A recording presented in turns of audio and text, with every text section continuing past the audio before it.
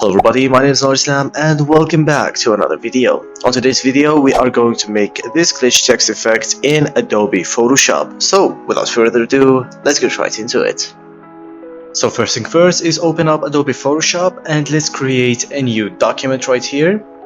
1920 by 1080 at 150 resolution. Leave everything else as it is. I have chosen a custom color of dark gray that is 0E0E0E for its hex code.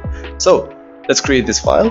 Let's go to the text tool and let's choose the horizontal type tool. I'll have my font as Gotham Black, the regular one, 220 pixel for the size. Make sure to write it on the the middle. And for the color, I've chosen a white that is F2, F2, F2. Alright? Let's write in some text like Ultima. Make sure that it is all in caps, or let's just write Ultra to make it a little bit lighter. So yeah, I will just right click on the text layer right here and rasterize the type. Alright? And let's center it. So after we center it, we are going to duplicate the layer by pressing Ctrl J on the keyboard, alright? And I will duplicate it one more time. So let's just zoom in right here. So for the first duplicate, we are going to double click it or just open the blending options. Oh no, I have my Steam open. Anyways, yeah, I know he's playing Dota 2. Anyways, let's just open the blending options and let's uncheck the green for a magenta color. Alright, so for this one I will move it 3 pixels to the left. Let's open up the second duplicate and let's uncheck the red for a cyan color. Now let's move it 3 pixels to the right. And we have this holographic type of effects on our text. Alright, so what I will do is just group these, then duplicate the group and merge it by either pressing Ctrl E or right click on the group, then merge. Alright, after that, what I will do is go to the marquee tool on keyboard or here. Just go to the rectangular marquee tool. Then I will choose a row like this, then move it right here. Alright, so here you will be on your own, alright? What do I mean by that? You are either unsee this one, and this will create this type of black pitches right here, or you can view it right like that, and this will create an effect like this. Alright, so yeah, it is all up to you, but I will just keep it unseen like this. I'd like to have some of that darkness on the text, it is empty.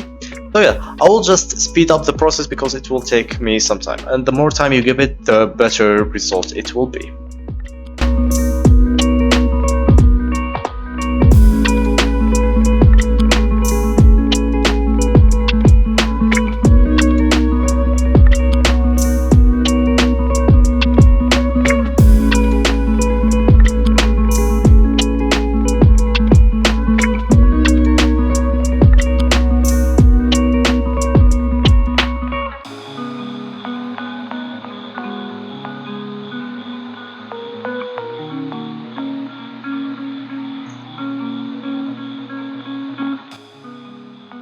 Alright, with that process done, you can see what I said. You can choose both doing this and doing that. It is a visual choice of yours. You can do whatever you like. Obviously, this choice is mainly yours. So, for the next step, what I will gonna do is go to Filter, Distort, Displays, keep the default settings, press OK. And this will load up this thing. Obviously, I will choose my displacement number 9. These displacements will be linked down below. And number 9 will give it this type of effect, alright? And this looks absolutely amazing for me. at least. You can choose either, like, there are 10 displacement effects. You can choose whatever you like. I'd like to have mine on number 9. Alright, let's duplicate this layer and change the blending mode to screen. Alright, so what the screen will do is give up like this type of effects on both the cyan color and the magenta. But what I will do is go to filter again, blur, Gaussian blur, and change it to 5 pixels. Now this will make it even better. So just like put it right here in the center. So what this will do is make this type of glow outside and inside the text. This is why I placed the glowing one on top of the text. Alright, if we do that, it will be boring. Alright, but this will make it definitely interesting as a design. Alright, so for the next step, what I will do is load up a background image, although you can add more things to it, but I will just load up a background image. So this background won't be like meh, you know, it won't be empty. Alright, so great, just close these. So I've loaded up, like these can be downloaded through Griffith. There will be a link to his channel down below, and both his channel and the download link. I will choose the number 1 texture. You can like go whatever you want, but for this tutorial I will just go with my number 1 texture right here. I'll just load it right here and wait for it a little bit because it is a little bit heavy, so it will take a little bit of time to load in. And yeah, I am waiting. Alright, so the wait is over. Apparently, let's just size it up a little bit like this. Alright, and put it behind the text. Alright, so as you can see, the glowing effect is like apparent on the background. This is why it shows the texture number 1, because it will make the glowing more apparent due to the screen blending mode. Alright, with that, let's just go to levels, and let's just like make it a little bit darker by doing this, which is what I moved is the gray color to 0.48, and for the white color I moved it to 155. This will make the background even more darker, and the screen effects or the glow effect will be more apparent. Alright, so what I will do too is create a layer above the level, and I will choose a purple color right here, or any color of your liking. I just like purple, obviously, and go to the bucket tool, paint right here, and change the blending mode to color right here, and this will make this effect on the background. Alright, what I will do is duplicate the texture layer or the background layer and move it right 4 pixels to the left or to the right, your choice, and I will uncheck the green for a magenta color. Alright, so what this will do, if we change it from color to overlay, and if we change the levels displacement right here to a little bit lighter like this will make it even apparent. So yeah, I've given you 2 choices of backgrounds. You can either choose the one with the color overlay, or the color hue, or here color. Alright, so yeah, I'll go with my second choice. Alright, so with this I will just group it and name it background. Alright, and these I'll just like unlock it and name it hidden layers. This isn't essential, it's just for you know, to make the document look better.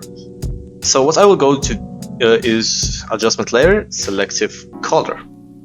So for this project, as you can see right here, I have both the cyan color and the magenta color, and luckily right here we can change both cyan and magenta. Alright, for the cyan I want to make it a little bit poppier. Like if you change the metric of the yellow to 100, you will see that the cyan color right here, like at the glow effect, it will change to a green, light green. But if I change it to right here, it will change to a pop cyan or a retrowave cyan, which is a very great color. Alright, so yeah, for this step, it is mainly your choice. You can make it however way you want it. Just go with this one for the cyans, and as you can see, without it, the cyans are very boring. With this one, it looks very amazing. Alright, same thing we are going to do to the magentas. Let's just change the magenta to 100 for a rich color, and something like this. For the yellow, I will just like keep it around here. For the blacks, I'll give it right here. So yeah, we've got this hot pink color and this retrowave cyan color. Alright, so I want this effect to just like be present on the text. As you can see, if I turn again this adjustment layer, it changes the color of the background, which is something I don't want to do. So what I will do is group these text layers and name them text.